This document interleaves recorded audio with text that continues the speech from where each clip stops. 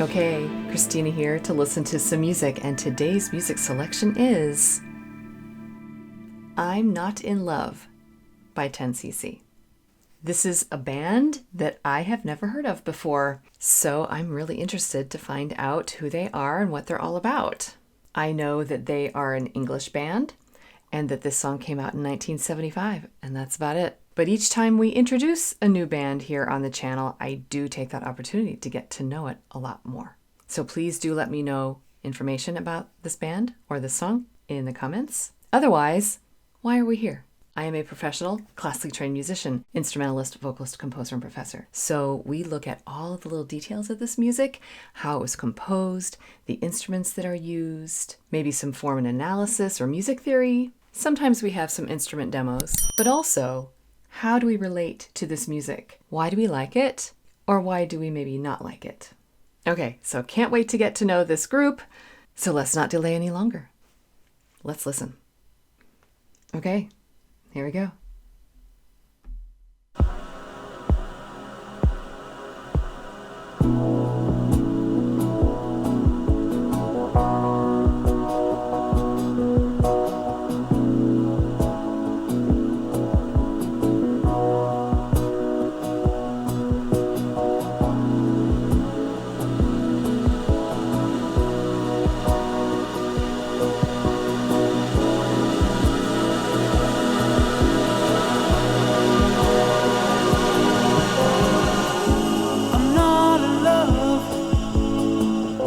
So don't forget it. It's just a silly phase I'm going through. And just because I call you up, don't get me wrong, don't think you got it made. I'm not in love.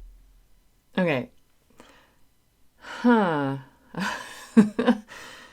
All right. Well, again, I went into this not knowing what to expect at all.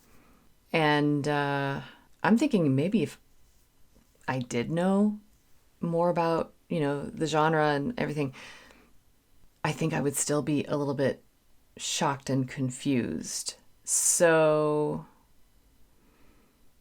wow. Okay. I think what is intriguing me the most here is that the song seems really ahead of its time. Like this seems like it. Okay, so there's like a not basic, but a nice, like a lovely sort of 70s sounding love song, but it's like all sort of mixed up and muddy with this more futuristic choir string tremolo buzzing. I don't know what it is, but it's really cool. I really like it. It sounds like sounds that I've heard in 80s music, in like 90s, early 2000s electronic music.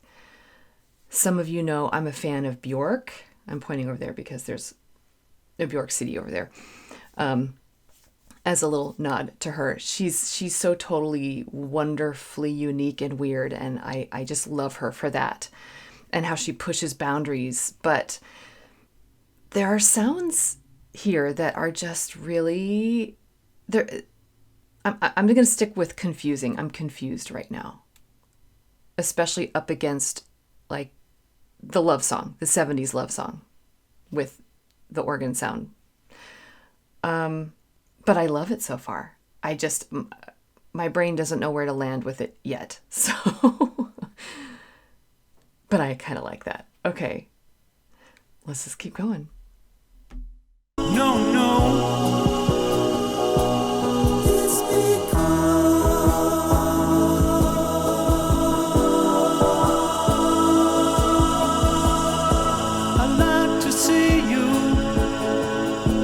But then again, that doesn't mean you mean that much to me.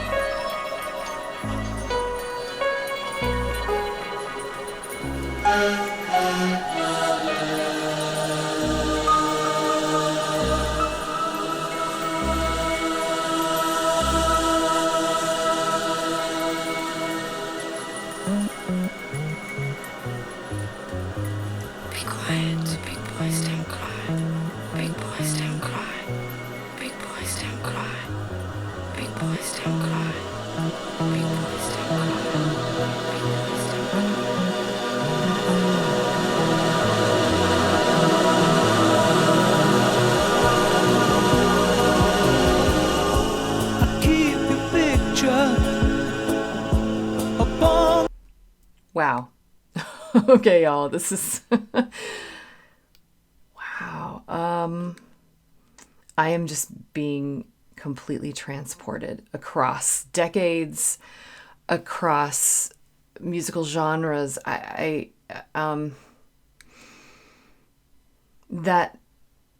That instrumental part there almost turned into like an 80s pop song.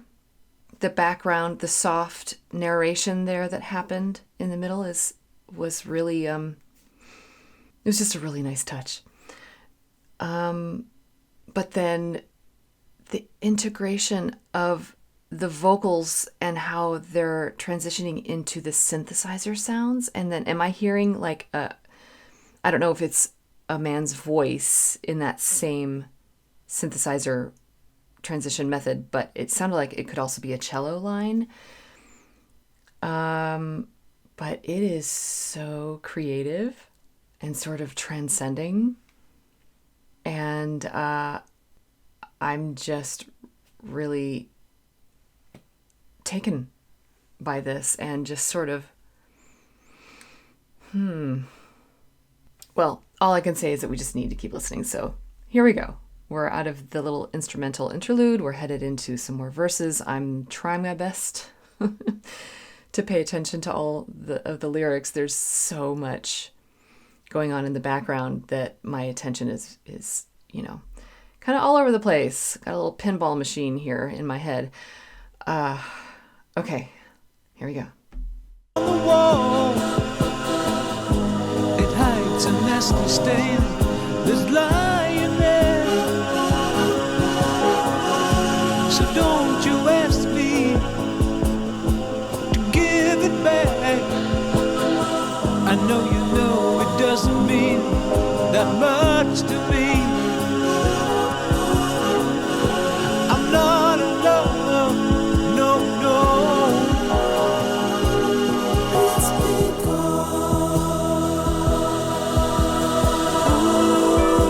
you wait a long time for me. Ooh, you wait a long time. Ooh, you wait a long time for me. Ooh, you wait a long time. I'm not in love, so don't forget it. It's just a silly phase I'm going through. Just because I call you up, don't get me wrong, don't think you got it made. All right. There's a lot of repetition of that main chorus there. And there's nothing wrong with that, but it's really being reiterated a lot. I think that I don't know, I keep thinking like, is this a dream? Like am I dreaming? Like a dreamscape, a dream state? Like it's supposed to be like a straightforward love song, even though it's like a not love song, but and it's like you're underwater or something, or like a lucid dream. I don't know. Like I said, it's just sort of transcending. Okay. So the repetition of that section, that I'm not in love, is I'm glad it's there because we need that grounding from all of the dreaminess. And I have enjoyed the little in-between sections. They're very, very good.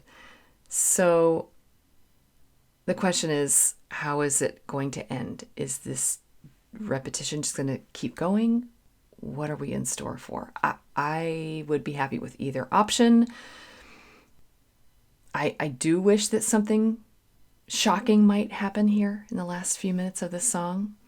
But if we just keep getting the repetition, that's okay. It's okay. Like I said, they're both options are good. But, okay. I guess it's just not predictable at all at this point, and that's kind of both uncomfortable and really fun. All right, let's keep going. How's it gonna end? I'm not alone. I'm not alone.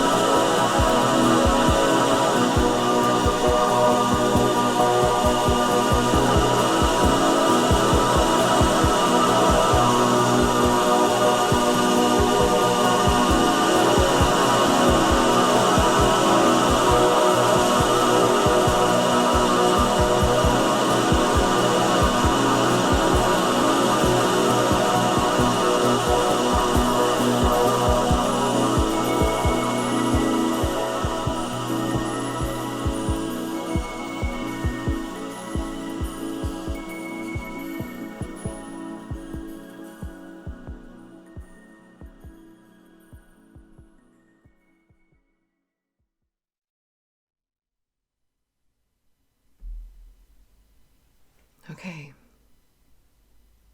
Well, that was kind of spiritual. I just felt like the skies opened up. Wow. All right. Well, yeah, was not expecting any of that. More than happy that this is what it was, but okay. So the end. It was sort of that repetition, but then it all got handed off. Like it was that main theme, the repetition of the chord progression, mainly just going between da da da da da da da da, those two chords. But then it was handed off to the choir, basically. And a lot of you know that I am a choral singer, a professionally trained singer for it's choirs, but it's not like big full vibrato choirs like that you hear performing with full symphony orchestras, Beethoven's Ninth Symphony, things like that, the Alleluia Chorus. It's not quite like that. It's more smaller ensemble, but it's also not like Broadway and pop music or like Glee or Pitch Perfect or something. It's sort of somewhere in between. It's like classical, but it's still kind of contemporary. But we also dig into really early vocal music like Renaissance, medieval, that sort of thing. But it's all about blending. So we all have human voices, but we are trained to sing in a certain way that we turn our voices into instruments more than human voices, and like individual human voices. And so we blend really, really well. So that choir sound is a sound that I have experienced and performed in for decades. And it's a moment of choir music, any music in general, that I love. And so that right there was like pulling me in with this song, just my own personal experience.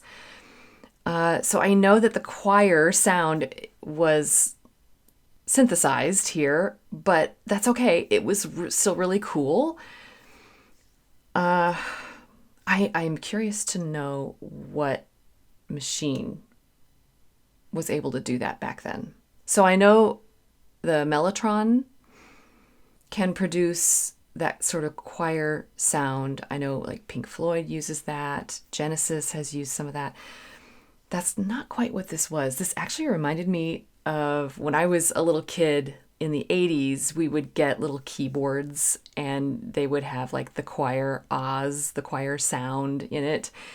And it was kind of cheesy and, it sounded like this, And so to me, I connect that with older technology, but in 1975, that would have been newer technology. But what's really cool about it is the way it was used here. It doesn't sound old. To me, it was used intelligently and sensitively, and so it appropriately speaks for the musicality of the piece.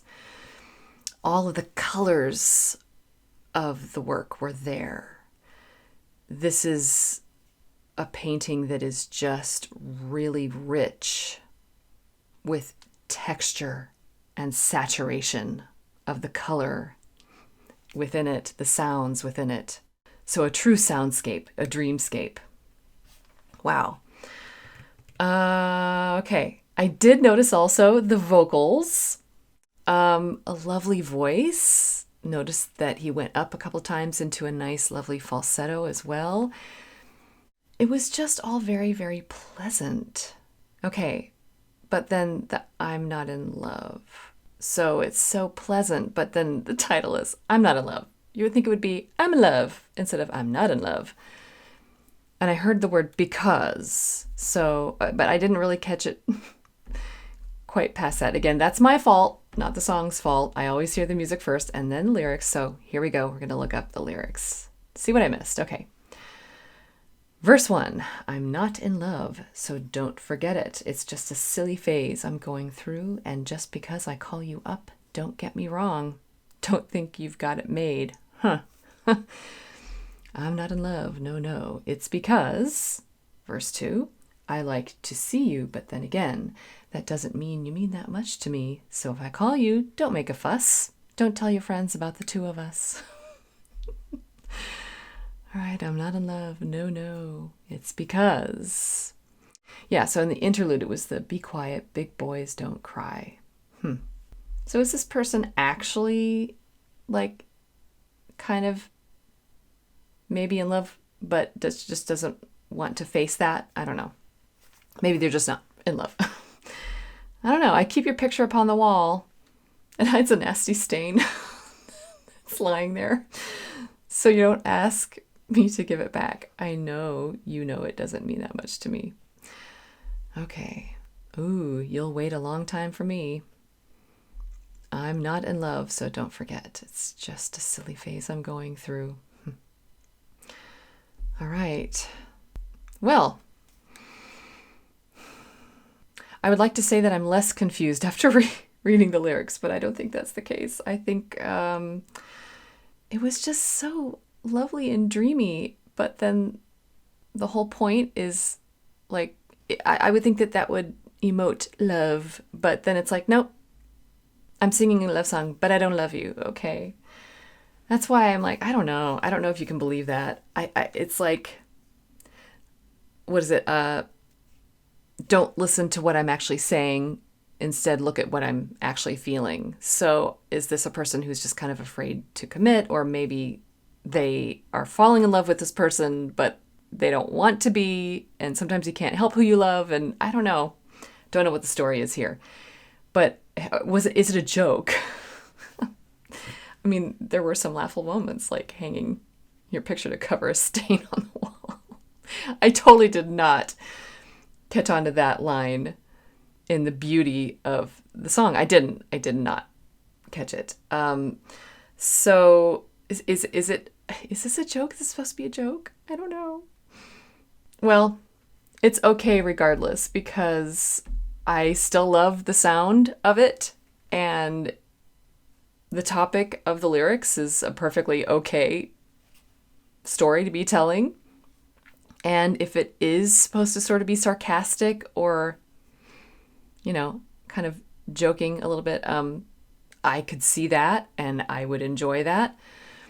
And, back in the day, before the internet, if we had a song that we listened to, if the lyrics were not in, the little booklet that came with the tape or CD or record or whatever, you'd have to guess at the lyrics. But even if it was there, you couldn't just go and look up, what, and watch a documentary or something on what the band was thinking when they wrote it. Like, you'd have to wait for an interview to come out in a magazine or on MTV or something like that. So I'm sure that a lot of people went a long time kind of not completely knowing the point of the song, which is kind of cool because then they get to sort of make it their own. But if you do know the story behind the writing of the song, let me know. I don't know. It's sort of an oxymoron in itself. All right. But overall, I love it. I love this song. And I definitely am curious to learn more about this band. Is this a standalone example of what they do? I might be able to understand this song more if I hear it in context with some of their other works. So I have the feeling we're going to have to listen to some more 10cc on the channel. You might be looking for a poll sometime in the future, or if there are other direct requests, or I don't know, it could also be a full album someday. I do full album listenings for Full Album Fridays for Patreon and channel members. But with this song, let's just go back to the beginning. Just that right there, and then the beat. Boom, boom, boom, boom, boom. Love it. It's like a heartbeat.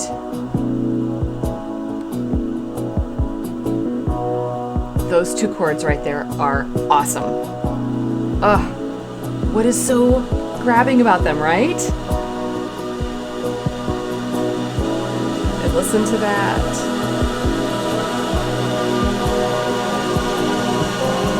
There we go. So part of what that is that we're waiting for the chords to resolve. And hearing those two chords side by side like that over and over again, it's like it's keeping your brain in a debate about what's going to happen, because they sound equally satisfying, but at the same time your ear is wanting to hear where it resolves. And so it's this pull back and forth of, let's stay here, no, let's move on. Stay here, move on. And that's sort of the power of chord usage sometimes.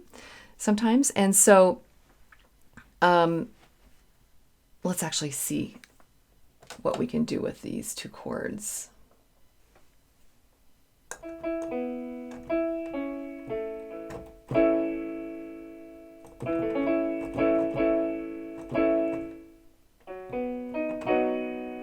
So it's basically moving from an A major chord to a B major chord, which right there kind of just is leading you on a little bit. I wonder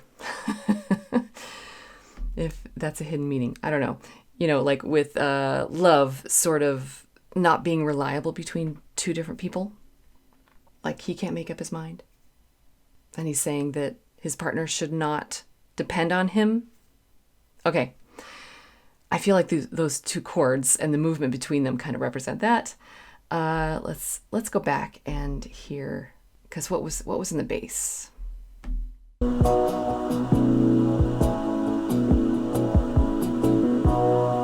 Yeah. So you hear the B, it remains. So it resolves to, but then we have, so it's just an A major chord with an added second, or I guess add two, right? That right there is kind of a wondrous, kind of curious, kind of expectation kind of chord. And then we go into actually to B major. And there might be other notes in there that kind of make it jazzy. But there's just something really yummy about that chord. And then we kind of resolve, but it's like that can't be the final phrase here. Where are we headed, right? So eventually it does resolve through, it goes through a few more chord changes, and then we wind up with the main theme. So let's see when the vocals come in. And the choir is just like all of the notes in there mixed together, plus a few extra. So don't forget it. It's just a silly phase I'm going through. Okay. Yeah. So it goes to A major. So it's this little battle between B major and A major. And eventually A major kind of wins. But the choir tones in there, there's a lot of polyphony, which just means a whole bunch of notes thrown in. And I love that kind of style. So for instance, a current composer of choral works that loves to write with polyphony like that. And also like what we call cluster tones or, crunchy chords. So kind of like that, a whole bunch of notes all kind of thrown in there, is Eric Whitacre. So check that living composer. He's an American composer of some of my favorite choral works out there. And it's sort of part of a new genre of classical music and choral music in general of today. It's kind of interesting.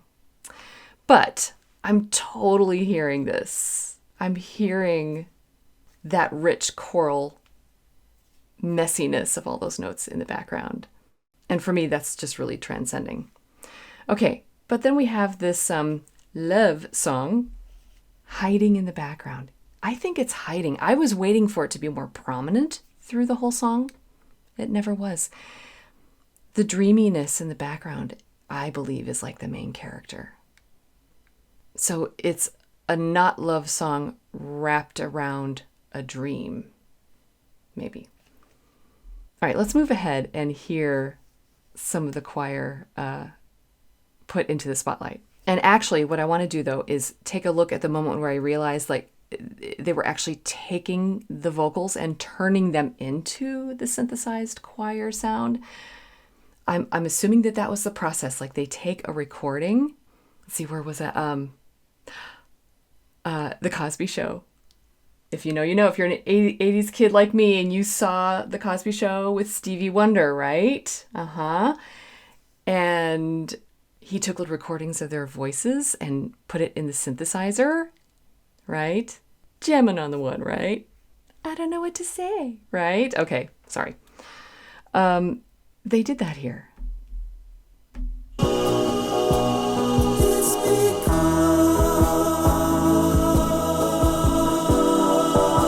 Beautiful singing, though, the actual singing. But see how, yeah. But then again,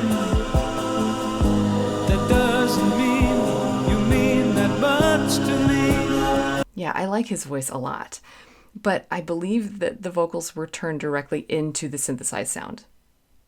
And I kind of love that. I really like that. You can hear his tone quality in those recordings, but then it's all like, electrified. So I want to go to one big moment, and it kind of happened again towards the end, but there was one moment in the middle that was very sweeping.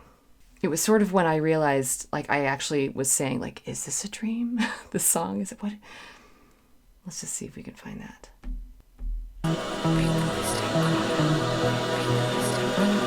Yeah, with the speaking in the background. This crescendo.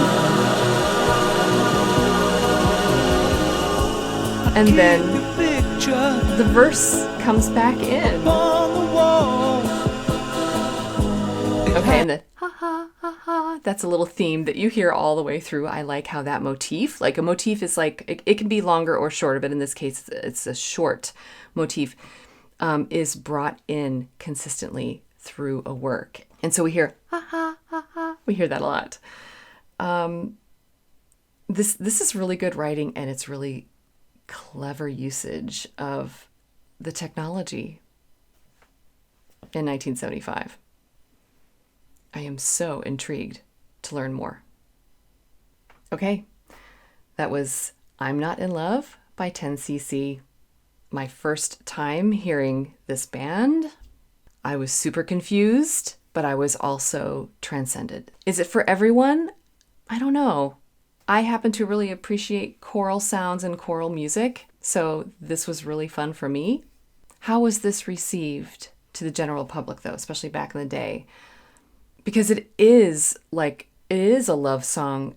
I can picture many a couple slow dancing to this on the dance floor. I'm sure it was played at many proms over the years. This song could withstand the test of time. It sounds kind of like an 80s song. It could even sound like a 90s song, like a retro 70s song done in the 90s. It's grounding, but it's also still really futuristic. I'm really impressed with that pushing of those boundaries. Okay, so will this go on my playlist? Yes, it will. And I think that it's going to be just waiting on that playlist for more songs by this group. I think I need a collection, a 10cc collection. So thanks for coming along with me on this first listen. And as always, just remember that you don't have to be perfect. Just be okay. And keep listening.